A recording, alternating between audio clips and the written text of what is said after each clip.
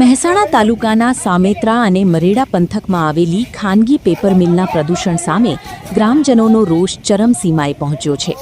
Paper મિલમાંથી આવતી અસહ્ય કેમિકલયુક્ત દુર્ગંધના કારણે સ્થાનિક વિદ્યાર્થીઓ અને લોકો બીમાર પડી રહ્યા છે।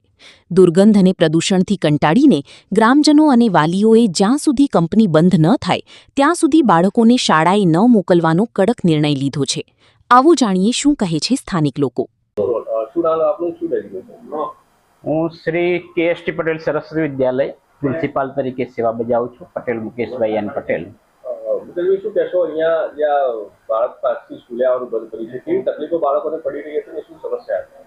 હા, લગભગ છેલ્લા 2 વર્ષથી આ પ્રોબ્લેમ ચાલી રહ્યો છે અને કેટલાય લખાણો કેટલી જગ્યાએ જાણ કરી, વાલીઓ પણ મુલાકાત કરી ગયા અને બધી કેટલી પ્રોસેસ કરી, પછી છેલ્લે વાલીઓએ કદાચ આવો નિર્ણય લીધો છે કે છોકરાઓને શાળાઓમાં મોકલવા નથી એમ।